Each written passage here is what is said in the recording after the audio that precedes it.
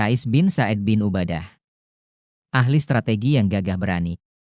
Walaupun usianya masih muda, orang-orang Ansyar memandangnya sebagai seorang pemimpin. Mereka mengatakan, seandainya kami dapat membelikan janggut untuk Qais dengan harta kami, niscaya akan kami lakukan. Sebabnya ia berwajah licin, tak ada suatu pun kekurangan dari sifat-sifat kepemimpinannya yang lazim terdapat pada adat kebiasaan kaumnya.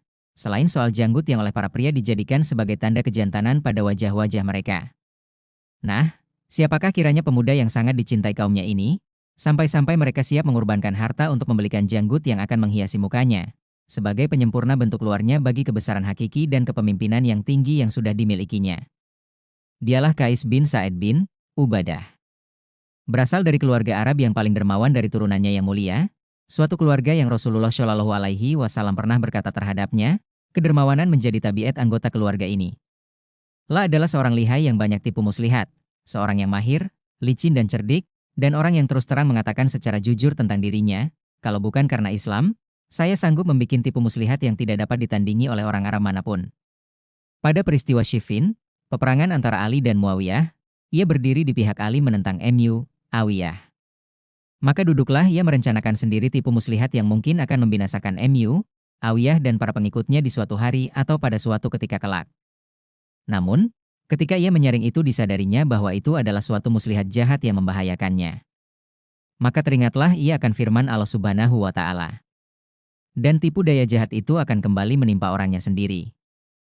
Fathir 43. Maka ia pun segera bangkit, lalu membatalkan rencana tersebut sambil memohon ampun kepada Allah, serta mulutnya seakan-akan hendak mengatakan, demi Allah, seandainya Muawiyah dapat mengalahkan kita nanti, maka kemenangannya itu bukanlah karena kepintarannya, tetapi hanyalah karena kesalehan dan ketakwaan kita.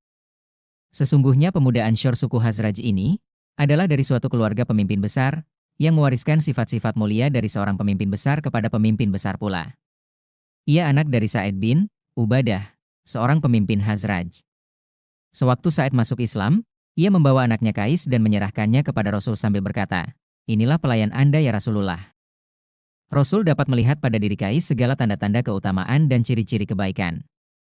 Maka dirangkul dan didekatkannya ke dirinya dan senantiasalah Qais menempati kedudukan di sisi Nabi. Anas, sahabat Rasulullah pernah mengatakan, kedudukan Qais bin Sa'id di sisi Nabi, tak ubah seperti ajudan. Selagi Qais memperlakukan orang-orang lain sebelum ia masuk Islam dengan segala kecerdikannya, mereka tak tahan akan kelihayannya. Dan tak ada seorang pun di kota Madinah dan sekitarnya yang tidak memperhitungkan kelihayannya ini secara hati-hati. Maka setelah ia memeluk Islam, Islam mengajarkan kepadanya untuk memperlakukan manusia dengan kejujuran, tidak dengan kelicikan.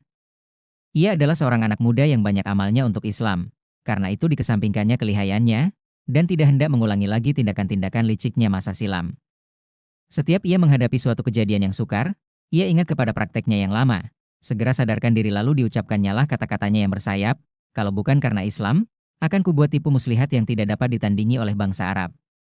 Tak ada perangai lain pada dirinya yang lebih menonjol dari kecerdikannya kecuali kedermawanannya. Dermawan dan pemurah bukanlah merupakan perangai baru bagi Qais, karena ia adalah dari keluarga yang turun-temurun terkenal dermawan dan pemurah.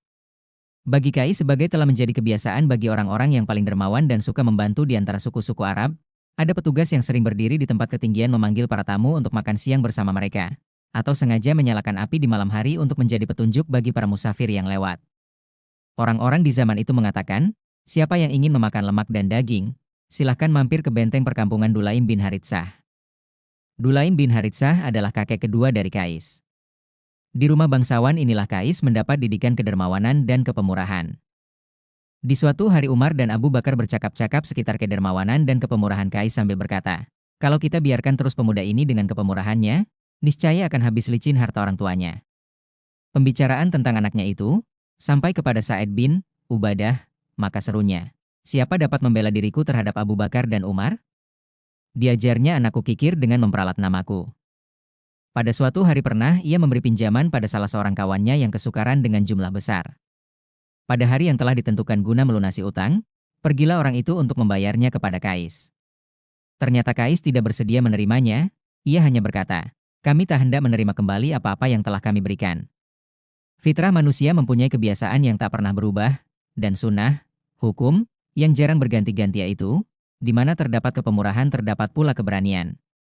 Benarlah, sesungguhnya dermawan sejati dan keberanian sejati adalah dua saudara kembar yang tak pernah berpisah satu dari lainnya untuk selama-lamanya.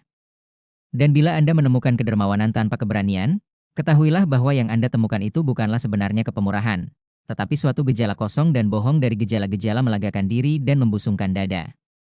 Demikian pula bila bertemu keberanian yang tidak disertai kepemurahan, ketahuilah pula bahwa itu bukanlah keberanian sejati. Ia tak lain serpihan dari berani membabi buta dan kecerobohan.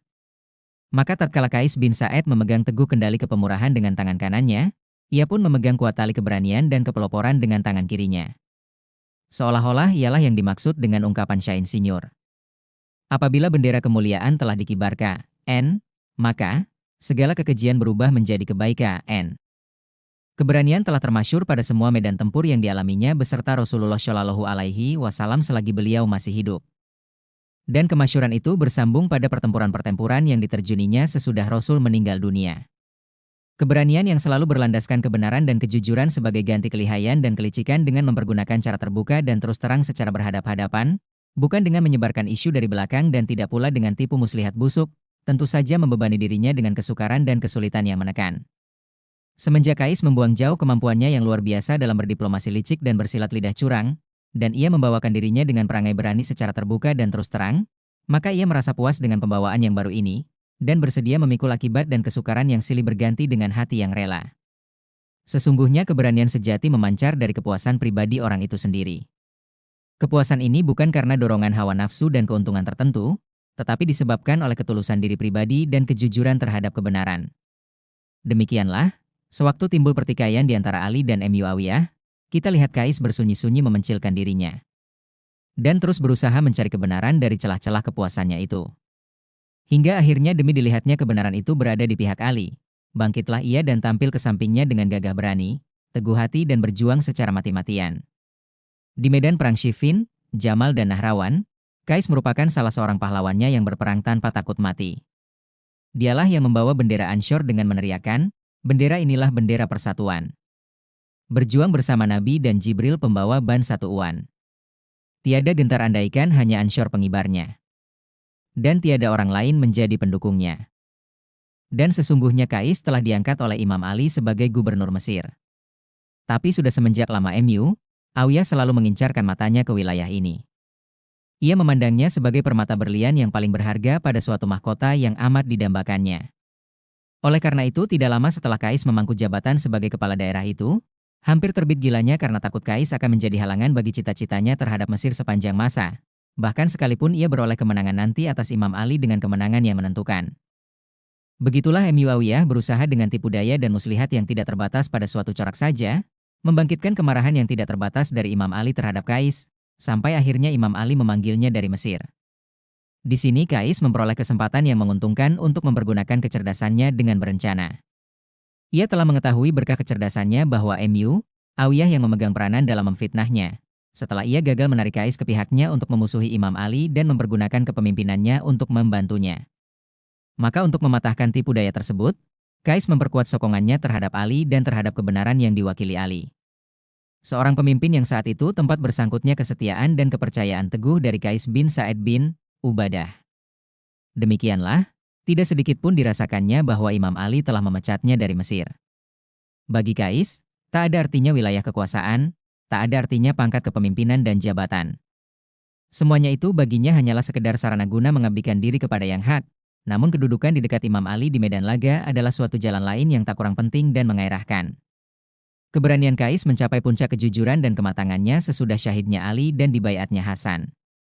Sesungguhnya Kais memandang Hasan radhiyallahu anhu sebagai tokoh yang cocok menurut syariat untuk jadi imam, kepala negara, maka berjanji setialah ia kepadanya, dan berdiri di sampingnya sebagai pembela, tanpa memperdulikan bahaya yang akan menimpanya. Dan dikala Muawiyah memaksa mereka untuk menghunus pedang, bangkitlah Kais memimpin 5.000 prajurit dari orang-orang yang telah mencukur kepala mereka sebagai tanda berkabung atas wafatnya Ali. Hasan mengalah dan lebih suka membalut luka-luka muslimin yang telah sedemikian parah, maka disuruhnya menghentikan perang yang telah menghabiskan nyawa dan harta itu, lalu berunding dengan Muawiyah dan kemudian baiat kepadanya.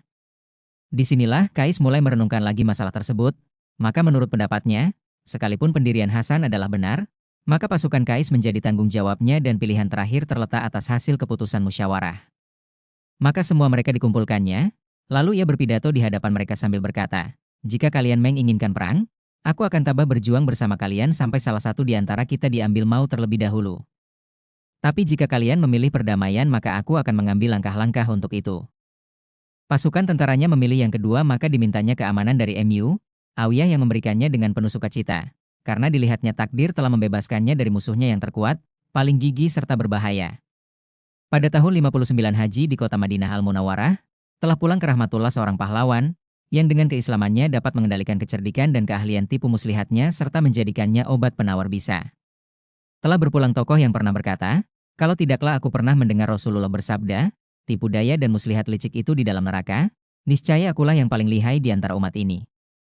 Telah tiada dalam kedamaian, dengan meninggalkan nama harum sebagai seorang laki-laki yang jujur, terus terang, dermawan dan berani. Benar, ia telah berpulang dengan mewariskan pusaka nama baik seorang laki-laki yang terpercaya, baik tentang watak keislamannya maupun tentang tanggung jawab dan menepati janji.